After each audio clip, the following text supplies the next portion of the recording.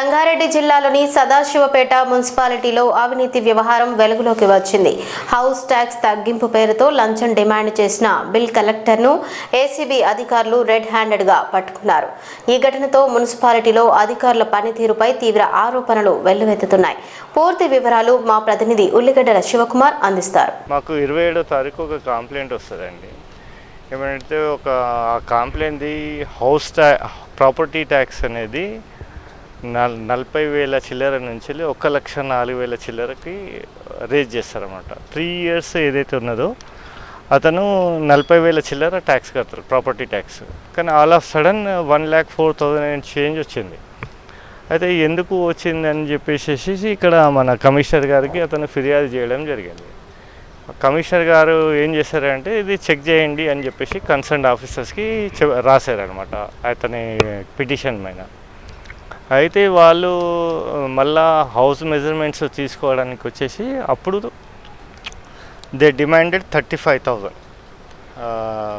ఏదైతే పాత property tax ఏదైతే ఉన్నదో అంత చేయడానికి 35,000 డిమాండ్ చేస్తాడు.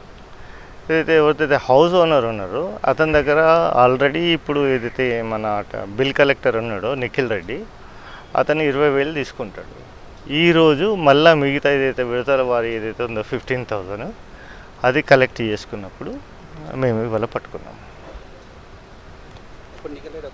అవునండి, మాకు ఎవిడెన్స్ వచ్చింది అతని పైన అంటున్నారు. కానీ మాకు ఆధారాలు రావాలి కదా. లా అండ్ ఆర్డర్ లెక్క కేసులు చేయం కదా మేము.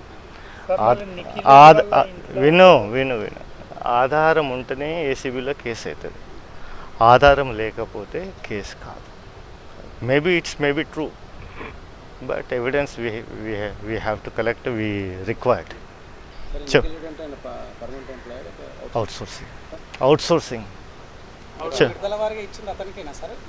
Yes.